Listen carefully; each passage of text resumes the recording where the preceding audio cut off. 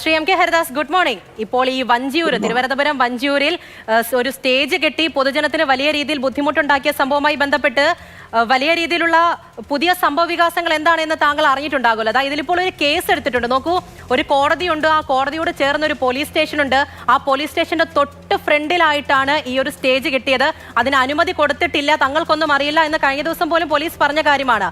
ഏറ്റവും ഒടുവിൽ ഈ സമ്മേളനമൊക്കെ കഴിഞ്ഞ് ഇത്രത്തോളം ജനങ്ങളുടെ ഭാഗത്ത് നിന്ന് പോലും രൂക്ഷ പ്രതികരണം വന്നതിന് ശേഷം ഒരു കേസ് എടുത്തിട്ട് എന്ത് കാര്യം?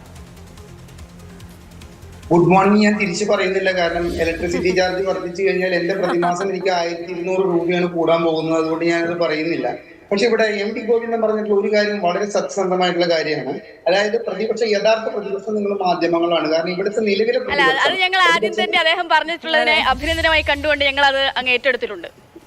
ഞാനതിനെ നിങ്ങൾക്ക് അഭിനന്ദനം തരുന്നതിനോടൊപ്പം തന്നെ VD സതീശൻ ഇത് 2 ദിവസമായിട്ട് ഇവിടെ ഈ നടുറോട്ടിൽ സ്റ്റേജ് കെട്ടാൻ തുടങ്ങിയിട്ട് VD സതീശന്റെ നേതൃത്വത്തിലുള്ള 41ഓളം MLA-മാരിൽ കിട്ടാവുന്ന MLA-മാരുമായിട്ട് DGPയുടെ ഓഫീസിൽ പോയിട്ട് സമരം ചെയ്തിട്ട് അല്ലെങ്കിൽ ഒരു സത്യാഗ്രഹം ഇരുന്നുകൊണ്ട് ഇത് ഹൈക്കോടതി വിധിയുടെ നഗ്നമായ ലംഘനമാണ് ഈ നടക്കുന്നത്, നിങ്ങൾ കേസ് എടുക്കണം, ഇതവിടെ അനുവദിക്കരുത് എന്ന് പറയാനുള്ള ഒരു മാനുഷികമായ പരിഗണന ഈ പ്രതിപക്ഷ നേതാവിന്റെ കയ്യിൽ ഇല്ലാത്തത് കൊണ്ട് തന്നെ MV ഗോവിന്ദൻ ഇതിനെ വൈരുദ്ധ്യാധിഷ്ഠിത ഭൗതികവാദവുമായി കൂട്ടിക്കെട്ടിയ കാര്യം മാറ്റി നിർത്തി കഴിഞ്ഞാൽ ഇത് അദ്ദേഹം പറഞ്ഞിട്ടുള്ളത് വളരെ ശരിയാണ്. ഇത്തരത്തിലുള്ള ദുർബലമായ ഒരു പ്രതിപക്ഷമുള്ളിടത്തെ ഇത്തരത്തിലൊരു ഭരണപക്ഷത്തിന് അഴിഞ്ഞാടാൻ സാധിക്കും. ഈ തിരുവനന്തപുരം വഞ്ചിയൂർ കോടതി സമുച്ചയത്തിന് മുന്നിൽ നടന്നിട്ടുള്ളത് നഗ്നമായ കോടതി വിധിയുടെ ലംഘനമാണ്. കാരണം എനിക്ക് ഹർത്താലുമായി ബന്ധപ്പെട്ടിട്ട് 2007 പിന്നീട് സുപ്രീം കോടതി ചീഫ് ജസ്റ്റിസായി മാറിയ HL ദത്ത് എനിക്കൊരു വിധി തന്നിട്ടുണ്ട്.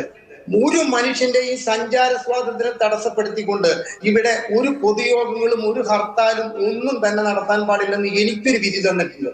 അതുപോലെ തന്നെ കോടതി, ഇവിടെ ഹൈക്കോടതി ആദ്യം നിരോധിച്ചു, പാതയോര പൊതുയോഗങ്ങൾ പാടില്ലെന്ന് നിരോധിക്കുകയും അത് നിരോധിച്ച ജഡ്ജിയെ ശുംഭന്മാർ എന്ന് ഇതേ CPM-ന്റെ ഒരു നേതാവ് പറയുകയും അദ്ദേഹം കോടതിയെ ലക്ഷ്യത്തെ നേരിടുകയും ഈ CPM എന്ന് പറയുന്ന പാർട്ടി സുപ്രീം കോടതിയിൽ ഈ വിധിയെ ചോദ്യം ചെയ്തു പോകുകയും സുപ്രീം കോടതി അത് ശരിവെക്കുകയും ചെയ്ത ഒരു സംസ്ഥാനമായ കേരളത്തിൽ നമ്മുടെ തിരുവനന്തപുരം ഭരണസിരാ കേന്ദ്രത്തിന്റെ നടുവിൽ ഇത്തരത്തിലൊരു തോന്നിവാസം നടന്നിട്ട് പോലീസ് അത് നോക്കി നിന്നിട്ട് അതിന് ഒത്താശ ചെയ്തു കൊടുത്തിട്ട് അതിന് സ്റ്റേജ് കെട്ടാനുള്ള സാധനങ്ങളുടെ ഒരു ഭാഗം പിടിച്ചു കൊടുത്തു എന്നാണ് ഇന്നലെ എനിക്ക് അവിടെ ഞങ്ങളെ പോലുള്ള സാമൂഹ്യ പ്രവർത്തകർ പറയുന്നത്. സ്റ്റേജ് കെട്ടാൻ സഹായിക്കുകയായിരുന്നു പോലീസ് അവിടെ ചെയ്തുകൊണ്ടിരിക്കുന്നത്. ഈ മനുഷ്യനാകണം എന്ന് വായിക്ക് 4 വട്ടം പറഞ്ഞത് കൊണ്ടായില്ല. മനുഷ്യത്വം വേണം. ഒരു തീർത്ഥാടന കാലമാണിത്. ശബരിമല തീർത്ഥാടനം എന്ന് പറഞ്ഞു കഴിഞ്ഞാൽ ഒരു 4 സ്റ്റേറ്റിലല്ലെങ്കിൽ ജനങ്ങൾക്കെങ്കിലും അങ്ങേയറ്റം പ്രിയമായ ഒരു തീർത്ഥാടന കാലത്ത് ഇത്തരത്തിൽ നടുറോഡിൽ ഒരു സ്റ്റേജ് കെട്ടിയിട്ട് ഇത്തരം ഒരു പരിപാടി നടത്താൻ CPM എന്ന് പറയുന്ന പാർട്ടിക്കല്ലാതെ ഒരു പാർട്ടിക്കും ഇന്ത്യയിൽ സാധ്യമല്ല. സ്കൂൾ കുട്ടികൾ അവർ നോക്കി നോക്കൂ, അതിൽ ഈ pre-KG-യിൽ പോകുന്ന കുട്ടികൾ വരുന്ന മാതൃഭൂമിയുടെ ഫ്രണ്ട് പേജ് പത്രത്തില് അതിന്റെ ഫോട്ടോ കണ്ടപ്പോൾ അങ്ങേയറ്റം എനിക്ക് വിഷമം തോന്നി. വികലാംഗരായിട്ട് പലവിധ സ്ഥലത്തേക്ക് പോകുന്നവർ, ആസ്പത്രിയിലേക്ക് പോകുന്നവർ, ഒരു കണ്ണാശുപത്രി തൊട്ടടുത്താണ്, ഒരു ആയുർവേദാസ്പത്രി തൊട്ടടുത്താണ്. ഇത്തരത്തിൽ ജനങ്ങളെ ബുദ്ധിമുട്ടിപ്പിച്ചുകൊണ്ട് എന്ത് നേട്ടമാണ് ഈ നടുറോട്ടിൽ ഇത്തരത്തിലൊരു സമ്മേളനം നടത്തിയിട്ട് മടങ്ങിയെത്തട്ടോ. അങ്ങ് പറയുന്നത് പോലെ തന്നെ ഈ സാധാരണഗതിയിൽ നമുക്കൊരു സംഭവം ഉണ്ടാകുമ്പോൾ അതിനെപ്പറ്റി ചർച്ച ചെയ്യുമ്പോൾ സംസാരിക്കുമ്പോൾ ഒരു പക്ഷേ നമ്മൾ അതിനോട് പൊരുത്തപ്പെട്ടുകൊണ്ട് എമ്പതറ്റിക് ആയിട്ടൊക്കെ സംസാരിക്കേണ്ടി വരും.